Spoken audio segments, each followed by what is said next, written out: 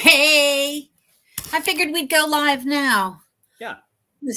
So we're live, and so the people who are on the YouTube channel can see us and chat and comment. Yeah, there was no other way I could see to easily record tonight's episode, which was a lovely request on behalf of Kara, and I agree. This will probably be definitely a solid AMA episode for people to touch base and watch again so they can watch it later on our Patreon, because right now it's streaming through YouTube to our Patreon channel. So people who aren't actively able to make tonight's AMA can actually do it on Patreon. That's awesome. I totally see. I totally understand. Sorry.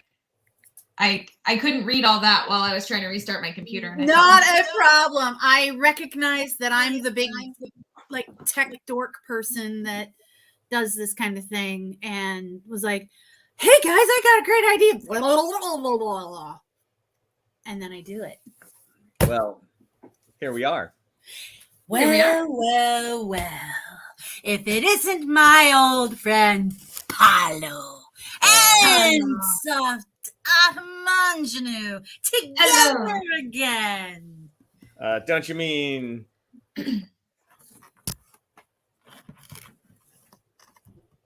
Don't you mean Pavel Garblansky? Oh no! No! Dun dun dun!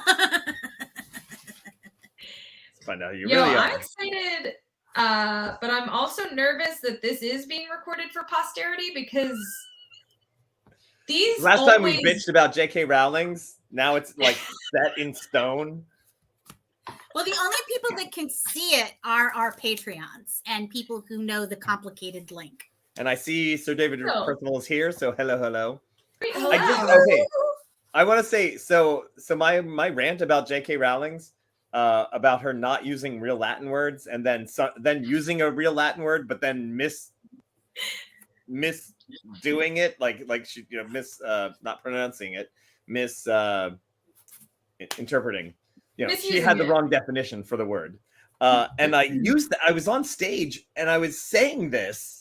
Like at it was at a juggling show where 4 other jugglers. It was at a juggling convention, and so you just kind of you can fuck off rant with whatever you want to say, and you'd be like blah. And so then I just started going off on JK, and I think I was taking my pants off too. Anyway, it's a long story. But someone else did a strip routine, and then there was these other jugglers who were like, I can't believe she did a burlesque routine at this juggling thing. And I was like, dude, you know what? I'm going to do a strip routine. And I'm going to bitch about J.K. Rowling's at the same time. And I might juggle. So go fuck yourself. Anyway, so as soon as I was like, yeah, there's a word for... So the thing is, Expelliarmus does not mean to disarm. It means... It is an actual Latin word, and it does mean... So expelliarmus, okay? So it's that's the us part. We expel you from your position of power by the use of arms. That is the plural we are taking you out with weapons. That is expel armus. Expel arm us. Say. Anyway, so it's not disarm. And I was like, there's a word in Latin that means disarm. It's disarmo. And so these guys start looking up. People give her guff for having crappy. The real word is sucks, but it's faster to say. And when you run around the Harry Potter land, you can just run around and be like disarmo, and just karate chopping kids in the hand. It's the best. Oh yeah, that is the way to go. That would make it so much more fun. Oh, it's so much more fun. Disarmo, karate chop, bam, disarmo, kids crying. It's great. Hi, Sally. Does Pavel mean small in Italian? No, Pavel is the Russian or Slavic name for Paul. So Pavel. And then Garblansky, it's a made up. Speaking of made up words, that's made up. So, no. But that's my cop name. Get in here, Garblansky. You wrecked 3 cop cars this week. Gee, You're off the force. Officer Blansky. You can take me off the force, but you can't take me off the case. Actually, we'll have you arrested if you actually try to interfere with. Damn it, Chief! Yeah. You'll never take my gun. That is a police-issued weapon. You need to return that right now. I'll take your gun and your badge on my desk. Every day ends with a Tums Festival. That's from a really bad cop movie where Cameron Mitchell plays the police chief, and he's very angry, and he eats Tums the entire time. So, yeah. Wait, that sounds familiar. What movie is this? Oh gosh, oh. Was it like ironically eating Tums the whole time, or like no? Well, I guess it's a B movie, so kind of, but no. I want to say it's not Samurai Cop, but it's a karate cop movie. It's not Axe Cop. That wasn't a real movie. Ass Cop? Axe. Oh, that's a real movie. That's I'm like, I think I have that one. That might be a real thing, actually. I don't know. It is a real thing. When I say I have it,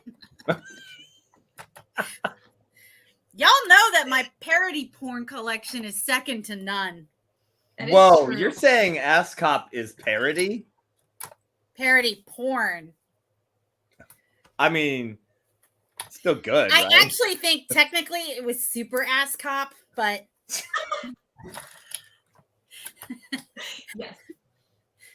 Love it. Love it. I need more. I'm sorry. I need more. I need. if I wasn't so trying to get all of these things done tonight, I would go and run into the other room and grab the copy I have. Can that be part of the Patreon like bonus? Just a bonus gift is like today's parody porn that Mad has. And like read the back of the box. Well, Carmela used to do really trashy novels. Right. She used to do her thing on Monday night. She used to read read novels. Yeah, because I have so much time to do another show. Right. Sometimes they were trashy. Sometimes they were just like. Yeah, sometimes it was Hitchhiker's Guide to the Galaxy. Yeah. Sometimes it was good. Yes. Disarmo followed by forcibly would ban you from Office. Well, I mean, banned from Disney. Yeah, but whatever. Oh my gosh. Which is a surprise to no one. Yep. So yeah. All right. So okay. It's my job to get everyone. Do we say hi? Hi. Hi. It's my job to go back on track. And can you pop over to Discord and see if there's any stragglers? Because I saw Quick Kevin commented. So maybe he's. Somebody gonna do that? Shall I? I nominate you to do that because I will actually intro the show and get started on our first question, if that's okay with you guys. Hello and welcome to the Discord AMA. Unless I'm frozen. No, I'm not frozen. Okay. I can see. And this episode is craft themed. I think we're going to theme these to keep it a little bit more on task because the last couple ones have gone completely off the rails. Not that that's a bad thing. However, I really like the idea of theming, so we're doing a craft-themed AMA today, and of course we have the craftiest people that we know, Baptiste Matt and Tom Garbanzo, and myself, who is making all kinds of different things at the moment, but, and then I'm going to ask what you guys are working on at the moment. I am currently getting some scraps of yarn. I put them together and make a little scrap blanket. Oh, I love those. Those are so cute. Not whatnot, you know. And what are you guys working on before I dive into these questions? We have a lot of audience questions. What am I working on? Well, Mab, you're showing it. Show it. This is for Goblin. Yeah. So I made another set of these with green material, and and I was like, "Are you sure you only want 20? Here, are you sure you only want 20?" And she's like, "Yeah, I only need 20." And I'm like, "Are you sure?" I'm going to go ahead and make a couple extra. And I made like 5 extra. And I sent her the batch. And she's like, "That's going to be plenty. That's going to be enough for what I need for the all through the summer." And Mhm. she does one event and she's like, they flew off the shelves. And I was like, Yeah. yeah, I kind of figured that. So now she has a huge 3-day event, and I'm trying to crank out as many as I can in the meantime for her. That's awesome. Yeah. I sent her with some other goblin swag. And I'm trying to assembly line process this. The other thing that I'm going to be that I started working on, but then this order came in, is the dice bags for Paulo's Ren Adventure Tour. Mm-hmm. So I've got the Cool. bags, and I have the dice, or I'm sorry, the design. And this is my first time doing a screen printing from photosensitive something. Ooh. Like the way you make the screen print is using photosensitive hardener on the screen with the Oh, it's like the next level. cool. And the only reason I'm doing it that way is because we want text on there to be legible, which you know, using the pattern style of silk screening that I was doing before, which was creating a what do they call it, stencil out of vinyl and then adhering it to the back of the screen, which is how I did the first round. But you get like a little ridge. It allows more ink to come through to the fabric. And if you want to do lettering, it's not going to be as detailed as you want, unfortunately. So that's why I'm doing it this way. Gotcha. Very exciting. A lot of awesome stuff. I remember when you were telling me about those during the Mad Labs. Yeah, it was Those fun. you were... And I made those. Paolo, That's me. what are you working on? That's you. Oh my goodness. Well, I am working on finishing so many things for the D&D tour.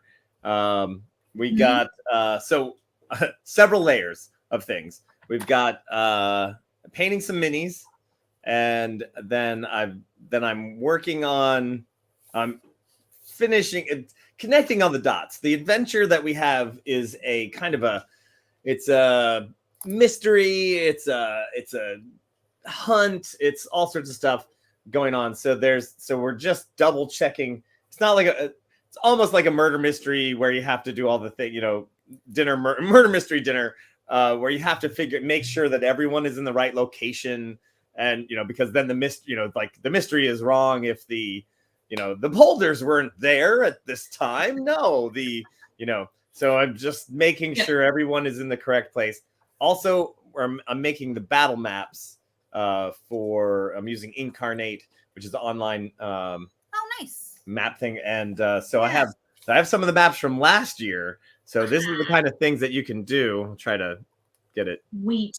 So that's kind of the thing you can do is make a little, so you can make them digitally, and then I have them printed up on some nice cardstock so that you can make a whole map of it, like this guy.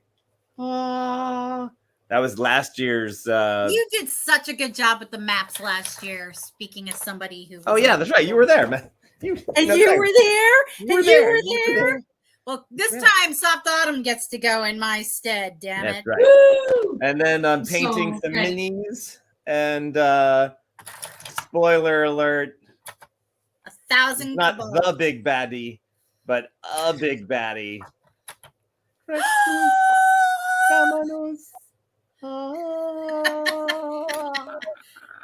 is I love it. That is going to freak the players out. Who on this AMA, watching this AMA, will be attending the Ren Adventures tour in Scotland? Do we have any? Scotland, I don't know. I don't see anybody from here. I don't see anyone, but I can't see everybody who's on. But I do know that, Sally and Sir David and Kevin, there he is, are going to be in New Orleans, where I'm already working on some cool things for our New Orleans battles, where I have some people working on some 3D cutout buildings and stuff like that. So like Louis with Little Empires, or is it perhaps the like Louis. 3D2U? They're great too. They're another one of our sponsors. Yep. Oh, Amy, you're going to be in Scotland 2 months later. Oh, What? and I'll Yes, be there are a lot of people visiting Scotland right now. Nicole, right. A whole bunch of my friends are already there, and I was like, "What are Yeah. you guys doing? What are you the doing?" woman who's taken over the Goblin Embassy, Nicole, she yeah. just had her honeymoon there. Right. What? Yeah. Yep. So that is what I'm working on. Multi-layered. Multi-layered. Yep. No, I'm with you. Yeah. So I have like a zillion questions. I don't know why. Usually when we ask folks for questions, I get like 2 or 3. We got over 20. So I'm gonna try and do my best. We don't have to answer them all. Like across all these platforms. So Hey, Gabe. He's right here. Yay, you made it. Anyone else over at Discord? Sorry to cut you off, Autumn. My no, bad. go for it. You're fine. Anyone else over at Discord right now on your way? Oh, I didn't see anybody, but I'll check again. Yeah. I think Gabe made it. I think we got everybody. I love that this comment while we're doing this is worlds colliding, because so many wonderful people doing things all at the same time related to the show. That's awesome. Also, I did not see either of those groups. I did not get to 3D2U tent, and I only saw Sir David and Sally for like 2 seconds, but we were all in the same place at the same time, and it was awesome. For the 2 seconds I saw everybody. So, all right. Look at this one. Wait. Stop. That is so cool. Goblins rule. Nice. Wait, how many different designs do you have of those? As many as I want to make. That's so cool. Welcome to the future. Whoa. I'm just making a variety. I'm so that they're not all like exactly the same. That makes sense. That's awesome. All right. We're like almost 20 minutes in. I gotta ask. All right, It might be more than an hour tonight because I'm feeling like I'm gonna be here all night, yo. Oh my gosh. All right. How often, this is good for me right now, how often do you wind up tangling your own crafts? Often is the answer. Define tangled.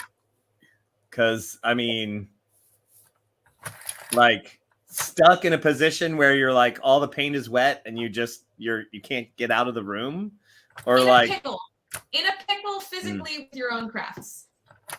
Is it crafting if you're not stuck?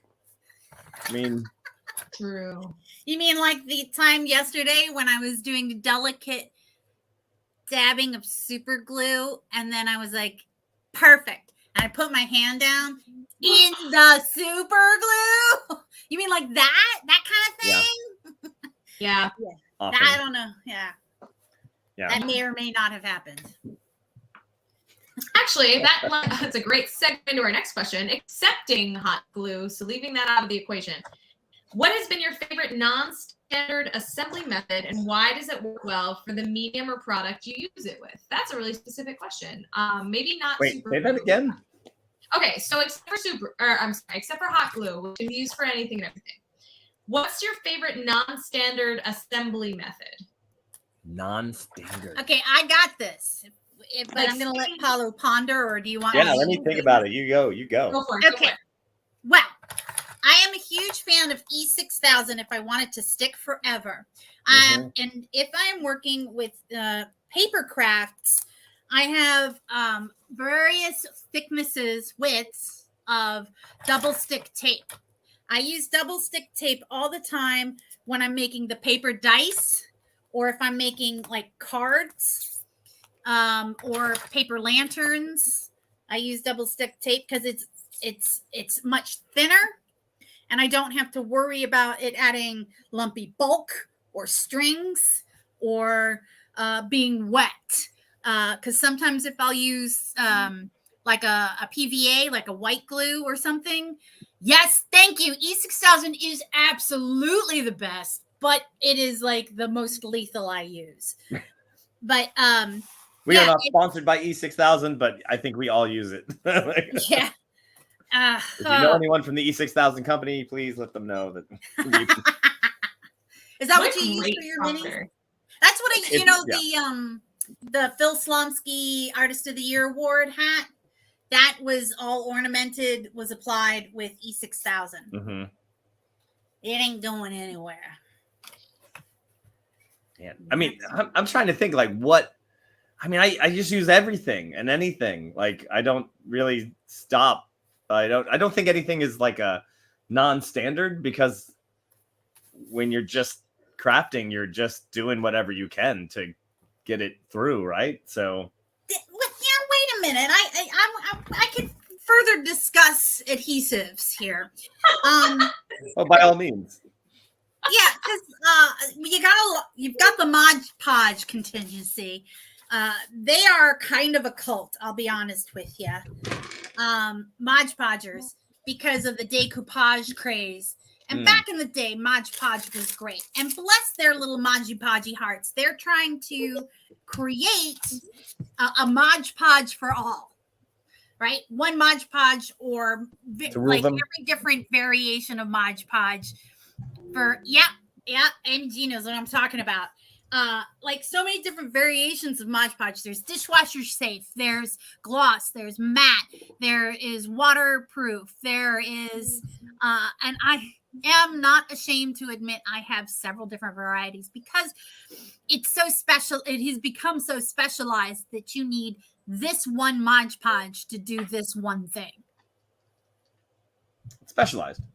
Very specialized. But so Mod Podge is on my short list. Give them duct tape. I mean, gaff tape is what. Oh, fucking love gaff tape. So gaff tape, because some people don't know what gaff tape is, and I'm like, how do you not know what gaff? But you know, being theater background, and then being it's like, oh, gaff tape is the best. In a lot of ways, gaff tape is superior to duct. But it depends on what you're doing. It depends on what you're doing, but I will say the availability of duct surpasses gaff. But gaff is would you say duct is more or less resistant to water than gaff tape? No, depends on the edges. But duct tape is. Really? Yeah, but it depends on how you do it, because it's gotta. If you get anything around the wrong side, you're boned. You're boned, man. So, game over, man. Game over. But yeah, but if it's just normal, but if you do it perfectly and cover all your edges, then yeah, you can make a boat out of it. Yeah. Well, gaffer's tape's got the fabric. It's nice, and it tears way better than duct tape. Mm-hmm. It's like, you're like, nice clean line. Also, for theatrical reasons, because it doesn't reflect. Right. It's better because duct tape, even black duct tape, is shiny. Yep. And so gaff tape is just fabric, so it just. Don't get me wrong. I have a lot of duct tape in many different colors that I bought for a project and used half of it because the 13 color box was exactly the same price as the 7 color box. Okay. And I really have only used like a handful of colors. So 5 more crafts for you to use gaff tape for. Done. Well,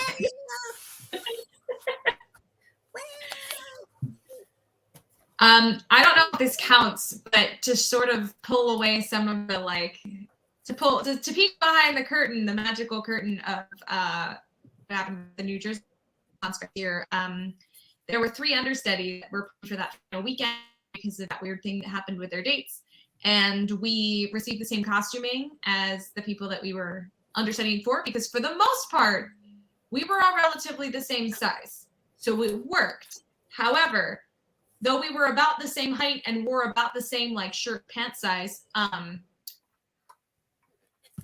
we as a cast were held together by safety pins last weekend, myself specifically. So I believe it. I don't know if that counts, but like that was the first thing I thought of was, yeah, when you're crafting a costume for an understudy that was put in last minute, you hide the 47 safety pins and hope they don't come apart. Just, 1,000% legit. Yeah. My anecdote to that is I don't sew. I have a lot of super fucking powers, and sewing is not one of them. I didn't spend any points in sewing. To that end, I'm very good at knots and safety pins. Okay. Yep. I've made some pretty advanced costumes using safety pins. So it's legit. It works. No one knows from the outside. Not a soul. Nobody knows the safety pins.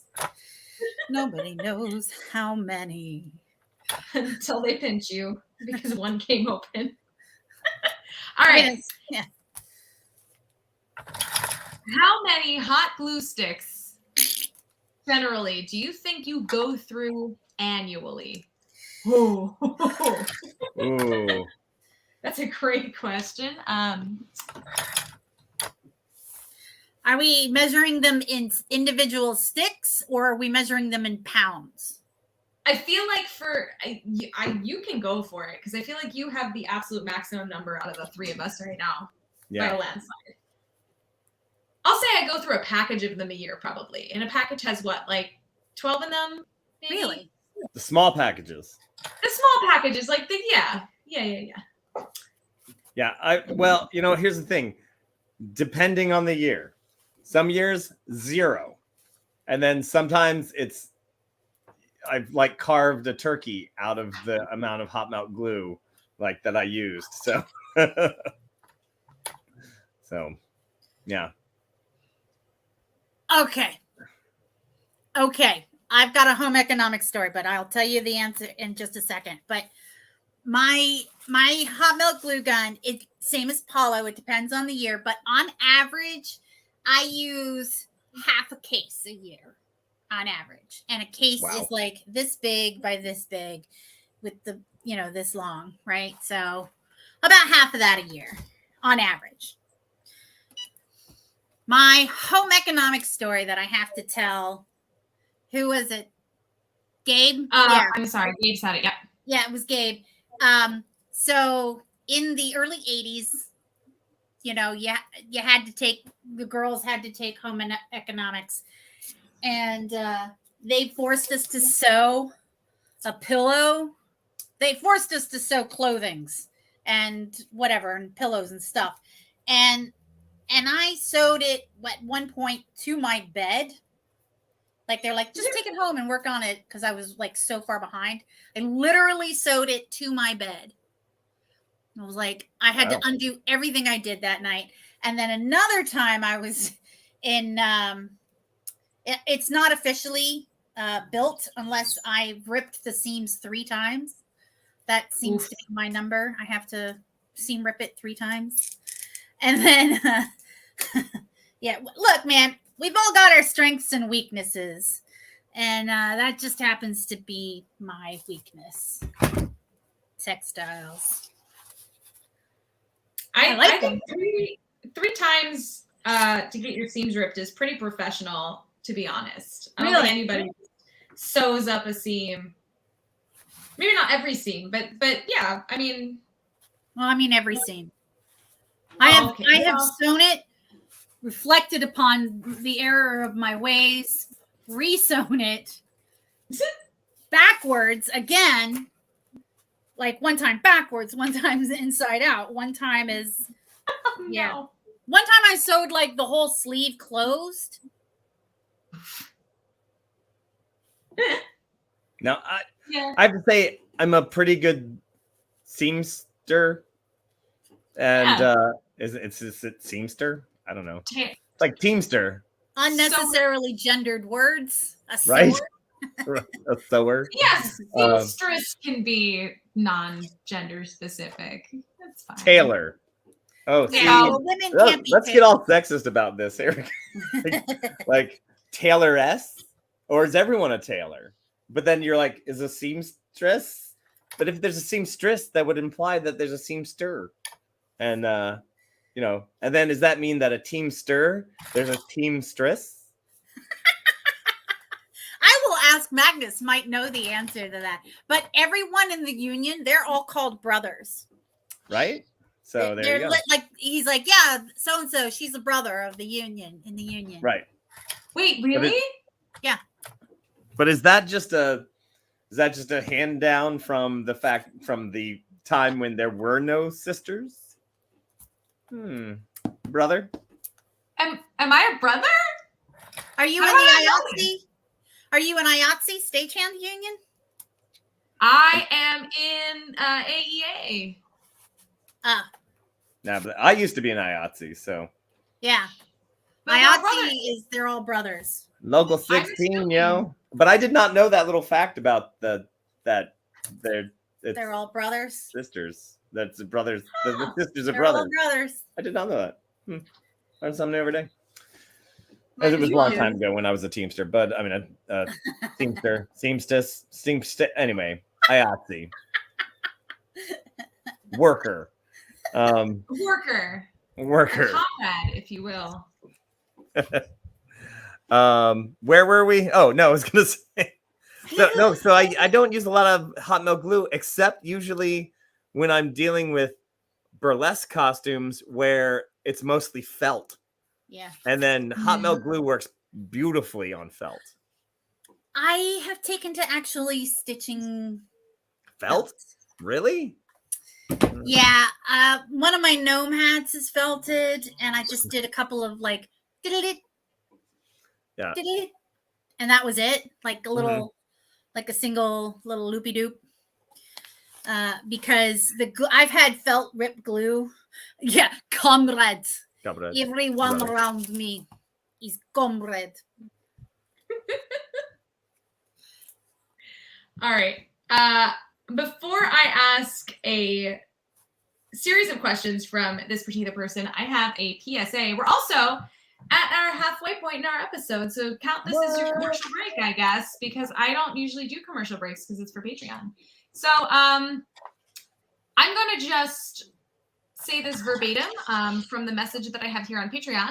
Our lovely Kara Chappell says, I have literal F tons of yarn, especially cotton seconds in cone form from Peaches and Cream. I love Peaches and Cream. I love peaches and cream.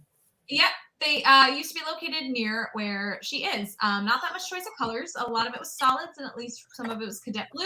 Who wants some? She's going to give it away for the cost of shipping. So this is legit. If anybody wants anything, seriously, I have her contact information. She told me I was, some of it I was welcome to share. I think she may have posted some of it on Patreon as well. If you are interested, please reach out any media form, and we will get you in contact with Kara, because that sounds awesome, and I very well might do just that as well. See, Wow. your Nat 21 brothers are looking out for you. Even if they're We're all sisters. brothers here. I like don't know. I think comrade is actually, It used in the before time, it did just mean like companion of whom Yeah, I work. that's and where the spend word time comes with. from. Yeah. All right. How do you discipline yourself to finish long or tedious projects? Okay, I'm gonna let you repeat that question because I was laughing All right. so hard I couldn't. No, it's I know you saw this one earlier today. How do you discipline yourself to finish long or tedious projects? I make a Twitch show about it. Then I have to do it You are because not the show must go wrong. on. You are not wrong. You're not wrong. Yeah. Yeah. I would also say forcing a deadline Mm-hmm. helps. Yeah. Like if I do something for fun, it'll take me years. But if I'm like, this baby blanket is due at the baby shower on this date, I'll be up till midnight finishing it, but it'll get done. That's Yeah. my trick is if it's for me, I'll never fucking do it. I have some really awesome ideas that I want to do that when I have free time I play video games about satanic lambs. Don't we all? That video game is awesome. I just got it. Dana freaking Buffet made me buy it, and I regret nothing. But I want to do the paper dolls. I want to do more crankies. I want to do more fairy door designs. I want to do exactly audience's motivation. But if I am making something for someone like these fans, I can fucking crank this out. I can have someone with me. That's the other thing. If I am hanging out with someone and we're chatting, which is why I do Mad Labs when I do them eventually. Yeah. It makes a huge difference to have someone talking. Thus the Stitch and Bitch was born. Oh Exactly. yeah. The Amish know what they're doing. It's true. Just hang out and quilt in circles and stuff. Yeah. What else are you gonna do? I don't know. Yeah, but the downside with doing it on a stream, if it's just me, I have to kind of split my focus between what my hands are doing and the screen. Yeah, you're watching the comments and things like that. Exactly. Doing it.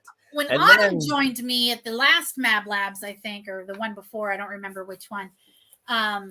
It was fucking awesome.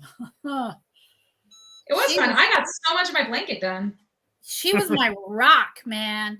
Well, I would say the nice thing though too is that like half the time when I was doing during COVID, when I was painting minis and chatting, I would, because minis, you're like, you paint a bunch of green and then you wait and then you do a bunch of stuff and then you do a bunch of red and you're like, you're not going to finish it during the show anyway. So, but then you've got like all these minis and they're halfway done. You're like, well, I got to finish them. So, we'll go off the air, but then I'm like, well, I'm not just going to like put everything down and walk away. Besides, what else am I going to do all day long? So yeah, so I would just end up painting more minis. So bam. But for those of you who don't have a Twitch channel, which is only like 4% of the population of Earth at this point. I'm pretty sure everyone has one now. Then it's you got to set a deadline, and you have to like set the deadline with that has a real consequence, I guess, really, because you can't just set deadlines that don't have any thing. You're just kind of like, well, I don't know. But maybe reward yourself. That's the best thing. It's an awesome new acorn hat. Yeah. Or reward yourself with a thing that you end up giving away, because I have a whole box, literally a whole bin full of stuff that I make to say, can I make that? No, thanks, Sir David. This is a great segue to the next question, which is this is gonna start a conversation. Are you a strictly monogamous crafter, a serially monogamous crafter, or a polygamous crafter? So do you stick to one until you're finished, or do you just have a slew of relationships with alternate crafts? No idea what you're talking about. No idea what you're talking about. Did I not just finish talking about learning screen printing tonight? Yeah, so we are all, when it comes to crafts, we're all polygamous. Now, and it's not even really I wouldn't say it's not even polygamy or even polyamory. It's mostly you just swinging, really. You're like, hey, you're cool. Oh, I'm gonna paint you for a little while. Oh, yeah, baby. And then you're like, no, I'm bored. Okay, now I'm gonna do this. Okay, all right. It's not even so much as I'm bored, so more like this isn't going like I want it, and I'm rage quitting.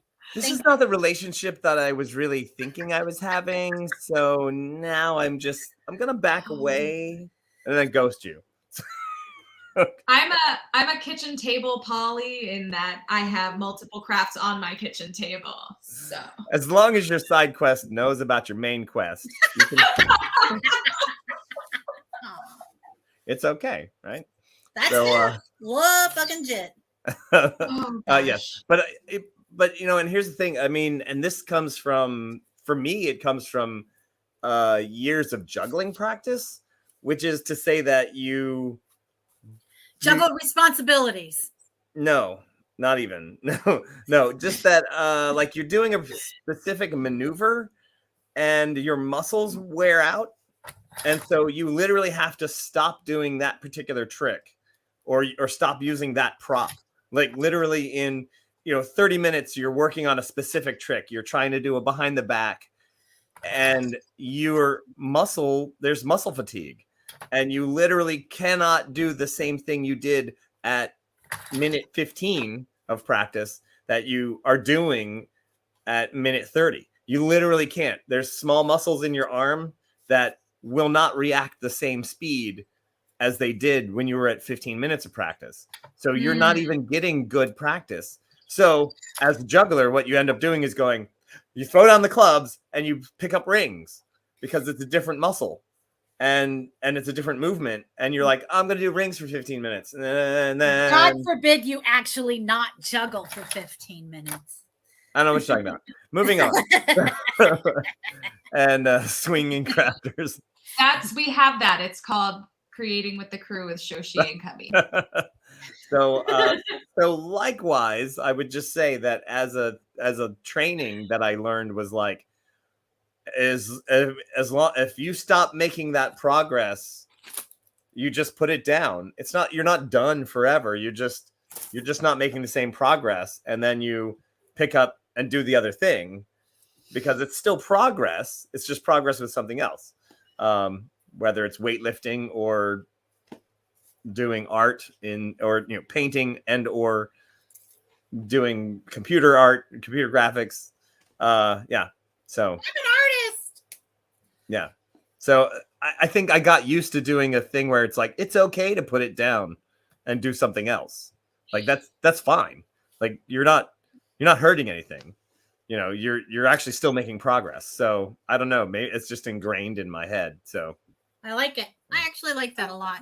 And that makes me feel less crappy about being like, allow me to start down 37 roads of crafting. Right.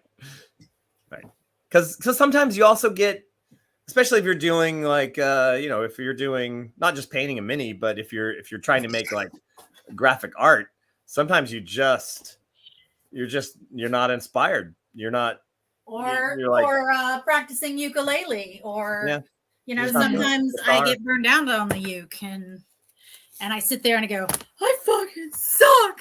I don't even know why I bother with this. For 25 years of playing guitar, I am nowhere near as good as some kid who's been playing guitar for more hours than I've ever played guitar. Gee, I wonder why. Yeah, there's some One of kid. my favorite things about there was a vampire story that was like, do you know that it takes only 1,000 hours of practice to be good at something? And they were like, I can do this, and this. And I was like, okay, I never really cared about being a vampire before, but the idea that I would have all the time to practice and become really an expert in something just delights me to no end. Yes. Mm-hmm.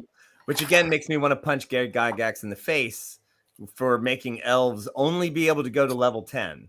Like in the original game, like elves and dwarves could only go to level 10, which I think was, well, all right, I think the reason for that was that for some reason they wanted people to not play elves and dwarves. So you want to make it like, hey, you can only go to level 10, so you might as well just play a human. So it was like a weird like, this is the disincentive for playing an elf, is that you can only get to level 10. But I'm like, dude, an elf lives 3,000 years. You think maybe he makes slower progress than a human. Yeah, I can see that being a justification. Yeah. I know English last podcast. How many roads must a crafter walk down? Yeah, and that's Kara, by the way. And Hey, hi. Kara! Hey, Yay! Yay. girl, Alright. you get it. Mm-hmm. You Yeah. get it. All right. Speaking of Kara, I've got a great question from Kara because I definitely have an answer, a very recent answer for this. So what is the least enjoyable craft you've ever tried to do? Now it can be a type of crafting like Sewing. needlepoint Sewing, or a specific Sewing. project. But sewing. Sewing. Okay. sewing machine, sewing. Specifically, sewing machines. I've made chainmail before. I have a whole shirt of chainmail that I made. I tried knitting, and I was like, it's not happening for me. Like, no. Yeah, knitting is rough. No. I understood it. I got it, but then I was just like, no thanks. Mhm. No. I'm not a fan of knitting, but I will knit. I like, yeah. You know, I made chainmail shirts, which is kind of like, it's called knitting chainmail, but it's not the same. And this is what it looks like on a green. Get the backlight on. Oh, I do kind of like that. That's nice. That is really Gygax cool. admitted that he viewed them as OP and did not want them. Yeah. Well, that all right. Well, that's a whole. We could get a whole section of like why that's like, if you want your world to be dominated by humans, then yeah, that's what you want to do. But nowadays, people have entire worlds. They're like, there are no humans. Humans aren't the main thing. Like humans aren't the, they breed like bunnies, yes, but there are actually far more whatevers than humans. Well, humans are also like remarkably fragile. Yeah, Speaking but still, as a like that. human. I guess the idea is like, because you're just coming from a world of Tolkien and whatever, that it's like there is a thing about the humans. It's because the elves are going away and the dwarves stay in their mountains, and but the humans, there's something romantic about being human. I don't know. I don't see it. I want to be I was just thinking earlier today, I think I would like to be a jellyfish for a little while. I don't want to be Debbie anymore. I want to be Elf Star. Kara says the thing that she finds hardest to do is try and spin yarn with a drop spindle. I've seen people do this, and I don't know how it's magic to me. It is fun. I enjoy drop spindles. Like I can do string textiles. I can't do fabric textiles. But there was another comment about from Kara that she doesn't grok crochet. Now I mostly kind of grok crochet, but knitting I have the same puzzle. Like I can do it, but I don't get it. Meat sacks. Yeah. Y'all are having some really good conversations here. And I'm I love very it. glad that this is being recorded for posterity. I know. I'm really genuinely excited that some people who are not here are going to get the opportunity to see just how unhinged this show can get. So speaking of, I ironically am using the leftover yarn right now because this is where it goes to dye. I have done like amigurumi stuff before, and I was like, I got this little book of Star Wars mini amigurumi like crochet dolls, right?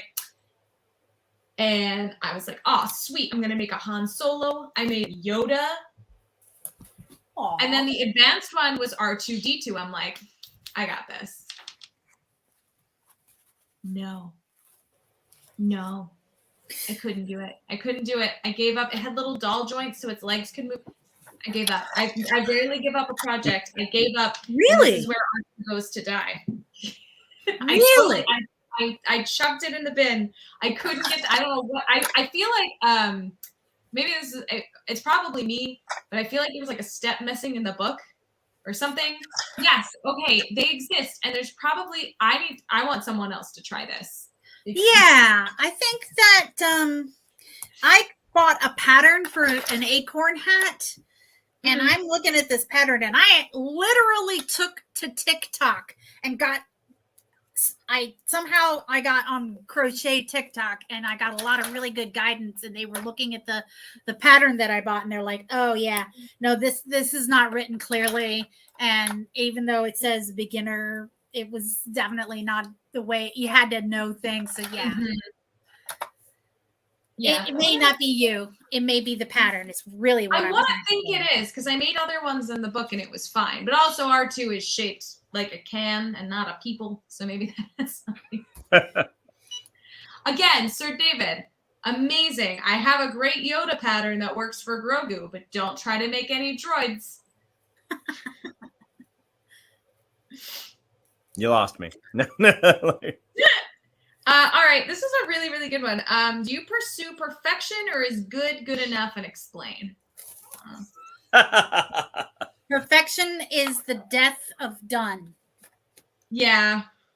So we had a phrase at our theater which was called "Done is good," and we were a very small crew. We had a very large theater. It was the Empire Theater down here in Richmond, and it actually had the largest.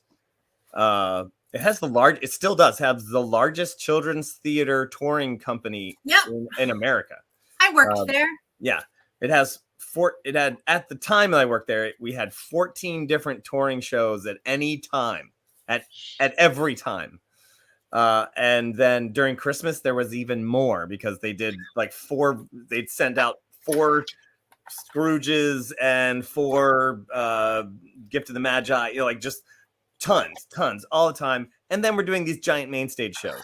And if you could just get the stuff done, that was good. And we had a saying, a couple of our sayings was, it ain't the fucking Mona Lisa. It ain't the fucking Mona Lisa.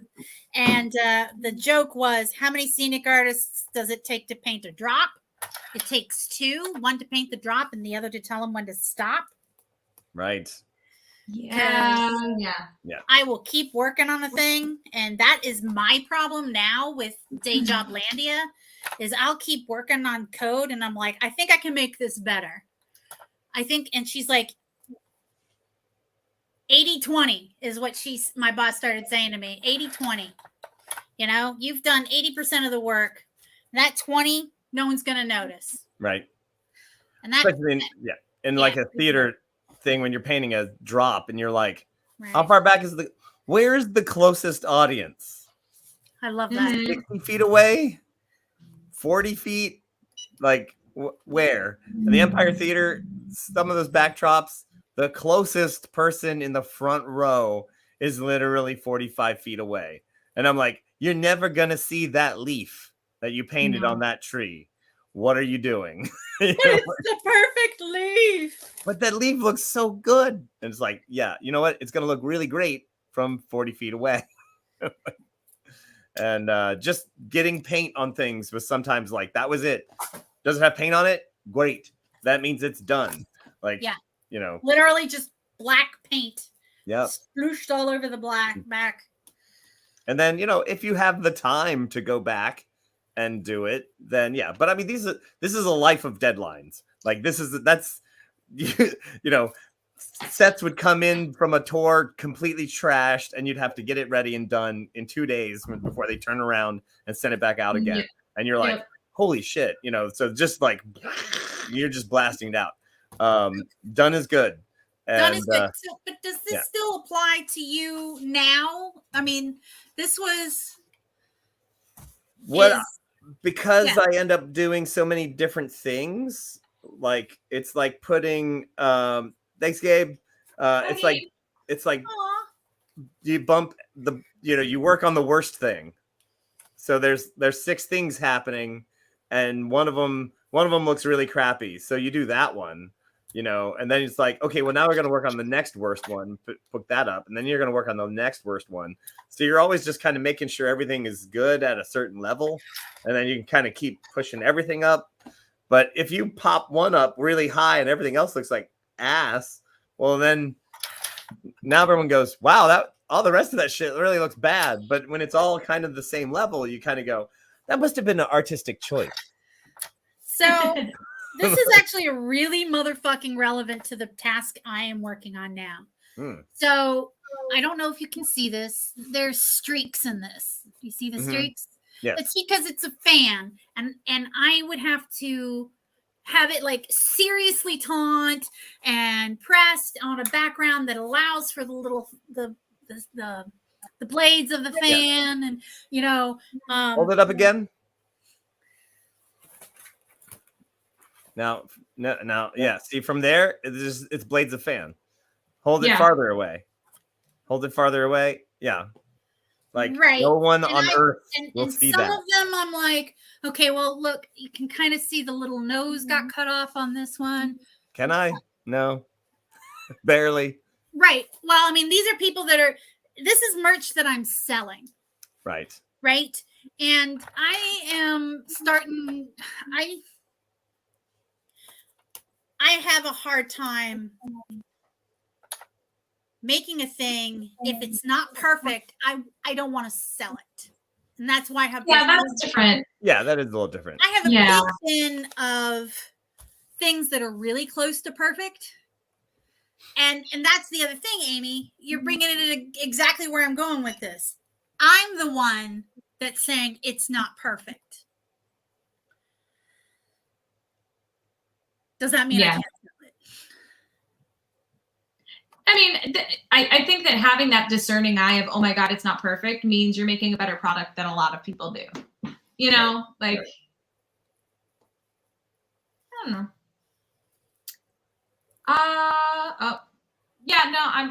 Yeah. And I'm trying to make a conscious effort because I'm in a situation right now since I've retired. You know, when I was doing gigs 2 or 3 shows a weekend, every weekend. And that's, you know, another $500 to a couple $1,000s a month or a week that I'd be bringing in. I don't have that money now, and inflation is really kicking my ass. So I need to see, I'm not happy with that. Do you see that one? No, it's fine. And so now I need to figure out how I can sell these. It's not quite perfect sort of situations, or do I send it out to press, which is a higher upfront thing, which is kind of where I was thinking about today. That was a reflection I was having. I mean, it depends on how much time you have. To me, that's the, you know, what is the time cost benefit? Is your lifetime better served sending it out and having somebody else do it and saving you the stress? Well, with sending it out to press, you have a minimum print run. Right. And do I think then the question is, am I going to sell 1,000 or 500? Right. I don't fucking know. If I don't have to make them individually, am I, you know, able to market in a more broad range of places? If this is a tough question, and I don't have the answer, but it's something I've been thinking about recently. That is a big issue, depending on if you have the market for it. So, you know, if you make 250 and you sell it, then and you're done, and you're like, oh, okay, well, shoot, maybe I should have had 500. Right. But if you make 500 and then you only sell 250 and you have 250 left over and there's no other opportunity to sell them again, I mean, this is a whole marketing. Come to my next TED Talk about marketing and stuff. But marketing and stuff, that is the name of the class, by the way. That's our next episode. That's right. Done. Marketing and stuff. Speaking of marketing, we are going to be at Gen Con and we are doing shows, and here's an interesting thing. We have a lot of pre-sales, which is honestly, I have more pre-sales for all of the shows. We're doing 5 shows. We're doing 2 Decide Your Endangerment shows, and I'm doing 3 of my shows. And I literally, at this moment, have more sales for each of the shows, even the worst show, which only has maybe 25 tickets sold. That one, that's more tickets than I had last Gen Con at any individual show. So Wow. I've already made way more. But the funny thing is when you're watching these things, and they put me in a room. Okay, they might go on this slight tangent.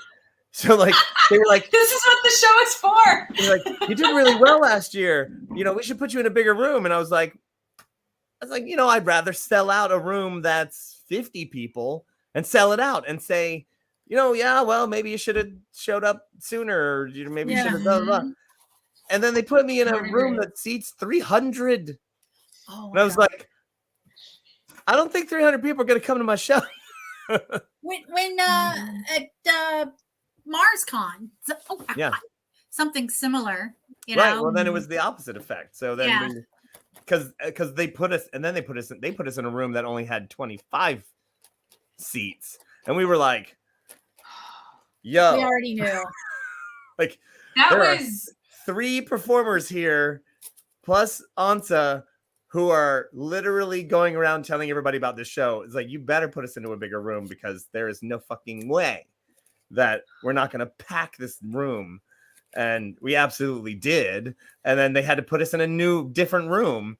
And that room was great. It's like, man, if they had just put us in this room to begin with, it would have been even better. But yeah, that was a great sized room. Like, I would love that sized room for all of our shows, because it had just been awesome. But yeah, they put us in a giant room that's like 300 seats, and I'm like, oh my god, are you kidding me?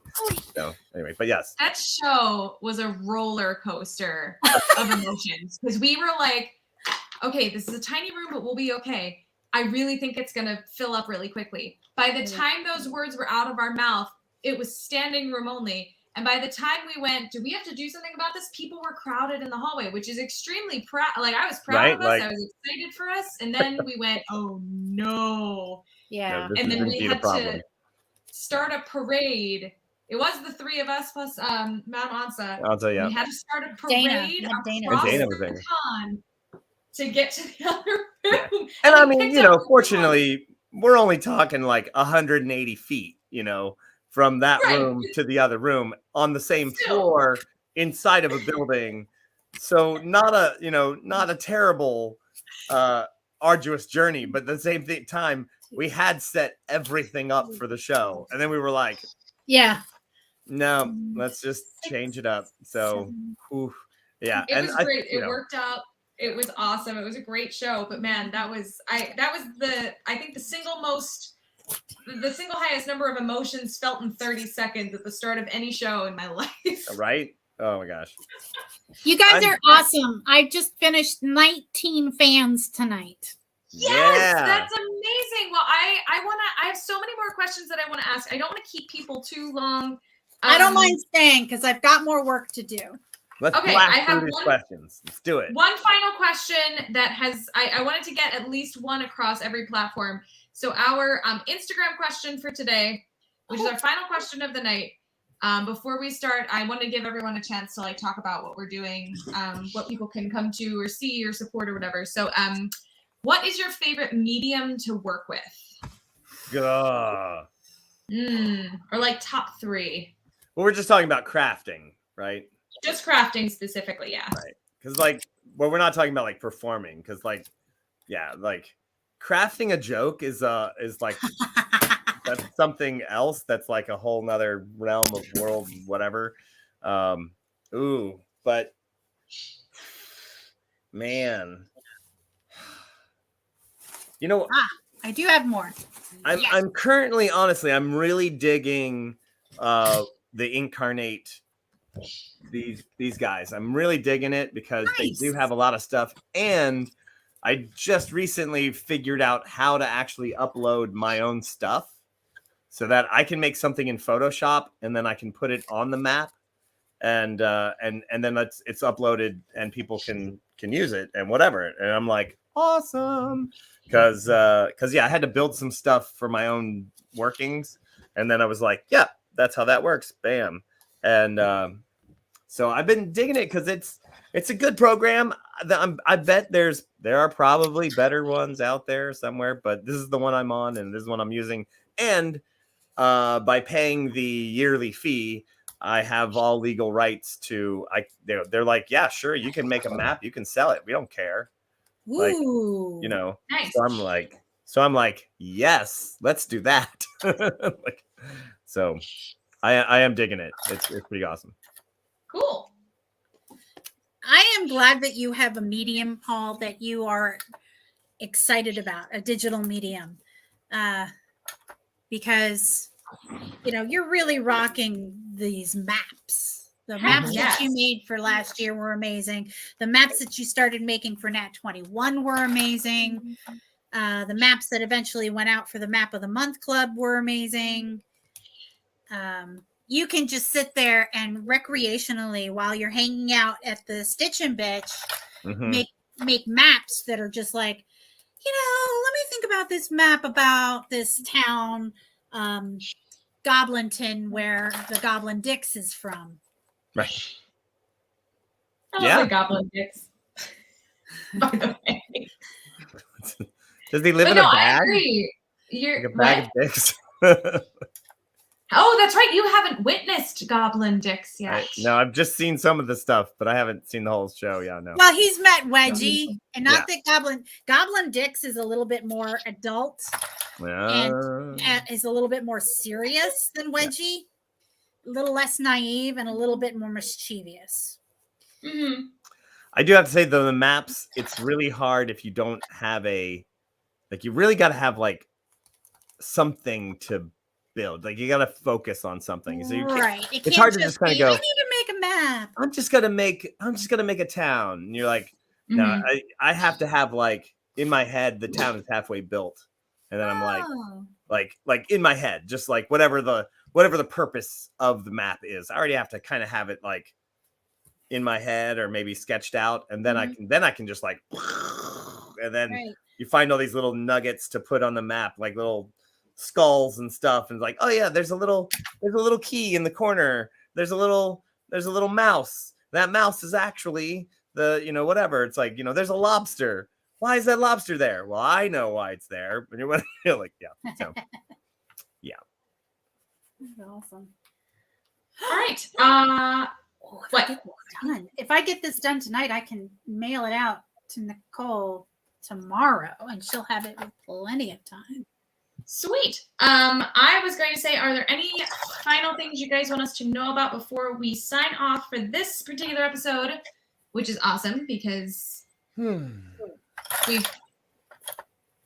can watch this anytime now. I like that. It's available for everybody all the time. You can come watch if you want, I'll give you the rundown on how to do the thing for the AMA. It is embedded in the Patreon page. Right. So I thought there was an ability to do that. See it. They could theoretically watch it live on the Patreon page too. Cool. Nice. What else? What is a lot, I guess. I am actually going to be up in Connecticut. I am doing Daniel Greenwolf's show the first weekend of July, and then I'm running off to Scotland. So it's July 1st and July 2nd, 1st and 2nd. Then Monday is the 3rd, Tuesday is the 4th, Wednesday is the 5th. Yeah. So I will be up there in Connecticut with Daniel Greenwolf's The Midsummer Fantasy Fair. It's a lot of fun. It's good times. I'm just there that one weekend, and I love doing shows with him. And Daniel Greenwolf is coming down to Maryland. He's going to be at the Maryland Fair, the full run. Oh, nice. He's going to be on my stage, which I don't mean to call it my stage. I am there the whole run, but it is the Royal Fox stage. And I am there the full run. He's going to be there most of the run, but then he's switching over to a different stage. And I believe Puke and Snot are going to be there. Yeah, they'll take over. Yeah. And it's going to be fun. I'll have my little Sicilian cart there for all the merchandise goodness. We got some stuff coming that might be ready by the time. What's coming? Some stuff that Ansa's been working on, some playing cards, and yeah. So there is a Sicilian or it's Italian card games called Scopa, and it is played with a smaller than, let's say, normal deck of the modern deck of cards. It only goes, instead of going 1 through 10 and then Jack, King, Queen, it goes 1 through 7, and then 8, 9, 10 is the page and the knight and the king, right? So you still have 3 face cards per thing. Anyway, the point is that not a lot of people know about this game outside of Italy, and so we made our own deck of cards, of Scopa cards, Aw. where it's elves and dwarves and orcs and humans, and so they're all like, Those are the 4 suits. yes. So actually, wait, did we leave out humans? We might have. I So think you left out humans. yeah, we didn't put any humans. There's no humans. So yeah, because humans are no longer the major race in. Yeah, take that, Gygax. Yeah. Whoa! We're still a D&D channel. Hang on, don't make them too mad. Where's our lightning strike? Hang on, it's in here somewhere. It's in here somewhere. Wait. There it is. There it is. Take that, Gygax. Ah! Oh, this is a direct hit on that one. Rev Tommy's gonna clip that. And we're gonna get in trouble, aren't we? Right. How dare you profane the name of Gygax? I have some opinions about him, but yeah, we'll get there. All right, I didn't so, pick any of that subtle nuance up about your opinions. But yeah, anyway, so that I don't know if we're gonna have it ready by Maryland, but we're working on it. We're working on it. So fingers crossed, it'll be ready to roll. I hope so. We should. He says. Sweet. Matt, what are you up to? Me Anything in particular? making fans, making the stuff. I'm always making merch. Hey, I have a question, Paul. Who is going to Gen Con? Soft Autumn Ingenue right here. Of course he is. And currently we have Sarah Joy, who is up there. She lives up in Ohio, and she is a fantastic person. For those of you who don't know, she's not done anything with Nat 21 yet, but she's a belly dancer. She's a huge burlesque, nerdlesque. She's great. She's a gamer. And she was actually going to work with some other friends of hers, and then they're not showing up. And I was like, hey, if you're still going to show up, I need somebody to be hanging out at the booth and maybe help us with the show. So she's going to come as well. Ansa will be there. Madam Ansa will be there. So it's the 4 of us. And if I can get another room, which I'm working on wheedling another room out of them, then there will be another room. I literally had to turn all that stuff in just tonight, and so I'm hopefully getting another room. I do, yeah. So yeah. I'm interested if the room is covered. Yes. Well, we'll find out tomorrow. I've been wanting to go, and I would love to just like sit at the booth all day, like I did at MarsCon, and I can make things there and talk to people. Yeah. Sweet. All right. So I should get cranking on merch for Gen Con. Yes. Yeah. It's coming up August. First weekend of August. Yeah. My life will be different then. Yeah, we're selling my mom's house. Oh, yay! That's right. Yeah, we'll Sort be of. closed. When you booth, the whole con comes to you. That is absolutely true. That In is certain respects, right. Gen Con is so big.